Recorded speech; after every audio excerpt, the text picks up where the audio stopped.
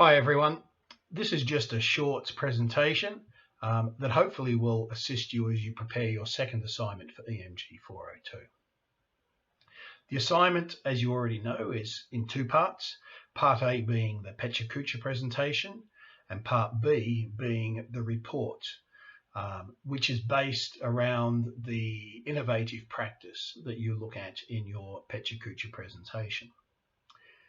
Now, with regard to part A, the actual presentation itself, the first thing you need to do and to get a good grip on is identifying the innovative emergency management practice that you're going to focus on. Quite a few of you have already raised issues and questions regarding the selection of this innovative practice, and my postings on the forum and also my comments to you have helped. Just to go over them though, the practice that you need to be looking at should be innovative and should not be considered just normal day-to-day practice. It's something that is current, that expands the emergency management capacity, improves practice, and improves community emergency management arrangements or capacities. It's not a matter of just selecting a current practice and telling us what it is.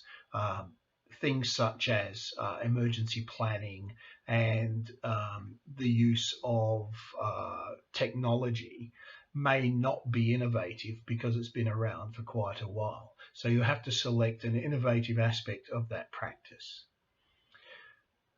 An example that we've had in recent sessions is the use of drone technology and unmanned aerial vehicles to assist in emergency management. Now, this has been around now for a few years. However, how it's used and how those drones are put into practice and the benefits that can come of it, that is what we're looking for. So it's about innovation, not about normal day-to-day practice. Okay, now the Pecha is a 20 by 20 presentation, which means you've got 20 slides and you've got 20 seconds per slide to put your points across. It is not a PowerPoint presentation. It is not death by PowerPoint. I don't want to see 20 PowerPoint slides full of text, because that is not what Pecha is about. There are plenty of examples and guidelines that we've provided for you and links on what Pecha is about.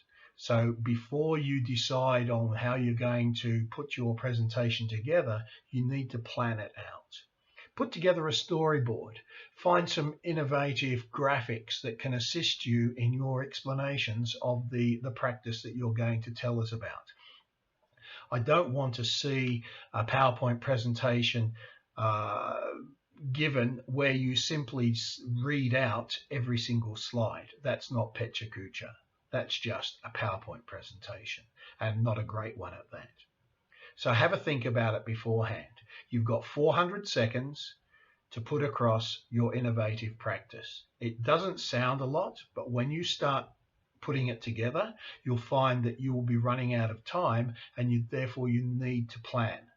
You need to put together that storyboard. You need to put together a rough script so you can ensure that the points you want to cover are covered well and accurately. One issue we've had in the past is that students tend to rush their audio, and so you, as a listener, it's very difficult to keep up with what the student's saying. They're trying to put too much into 20 seconds. So plan what you need to say. That is why we've given you the option of the opportunity to do a report in part B as well. It's not an option, it's a requirement. But that's why it's there, so that you can more fully explain aspects of the innovative practice that you weren't able to in the presentation. It also enables you to reference your sources of information and to round off your presentation by providing that in-depth explanation and examination. Okay. Part B, as I've said, allows you to do that report on the presentation and explore the innovative practice in more depth. Again, as with all reports, ensure that when you write your report, that it is clear and concise. It looks at those aspects of the innovative practice. It simply doesn't repeat what you've said. It explains in a little bit more detail. So I don't want to see the script of your Pecha Kucha presentation as the report. We've asked for the script to be added as well as the report, just so we can see that you have taken time to prepare and plan your presentation. But the script itself is not the report. So with your report, if you're going to use an essay format, all well and good.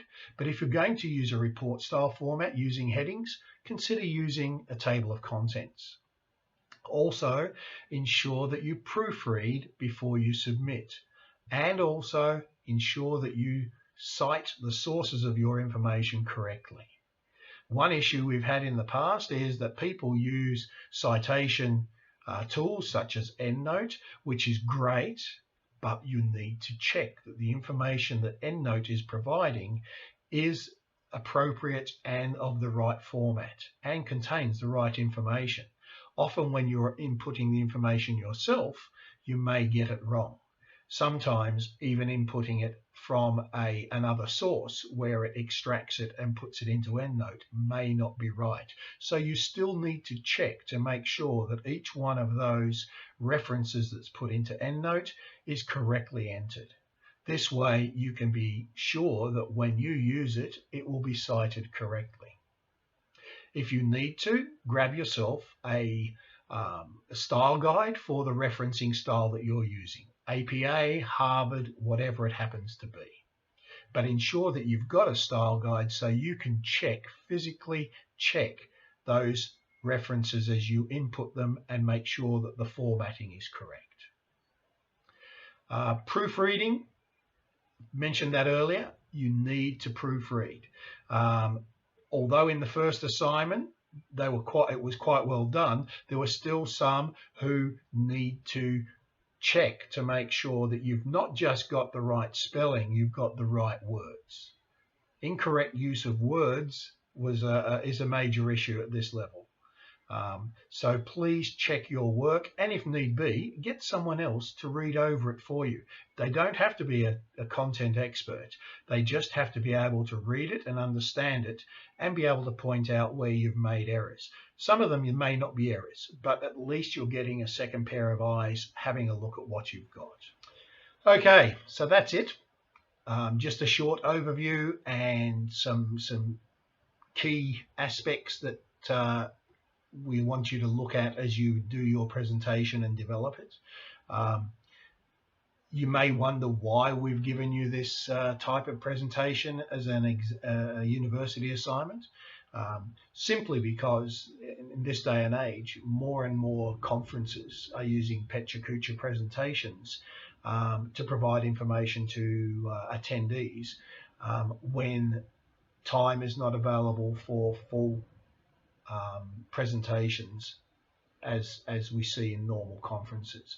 So where in the past we've seen poster presentations during recesses and breaks in conferences, they're now using the opportunity to put together Pecha Kucha presentations such as you're doing now, and they'll either run them in actually physically you being there running the presentation, or they will actually use it like we are doing now, putting together an audio visual presentation for anyone to go in and look at it as they feel. So this gives you some experience, some exposure to this style of presentation. It also enables you to clearly and succinctly put together a presentation that is timed. You don't often have the luxury of having as much time as you like, so it's good practice to put this type of presentation together so that when you have to provide briefings to senior officers in the future, you're able to do so in a concise, succinct manner that doesn't waste time but gets the point across. Anyway, I hope you've enjoyed the subject to date. I hope you enjoy putting the presentation together and the report, and I look forward to receiving it and watching it and listening to them. If you have any questions, please don't hesitate to contact me. If I feel that the answers to your questions may benefit the rest of the class, then I will put a posting up on the forum just to share the answers to the question so that everyone's across it. This is what we would do in class if we were face-to-face anyway. So good luck, and yeah, a couple of weeks to go, and looking forward to seeing what you present. Cheers.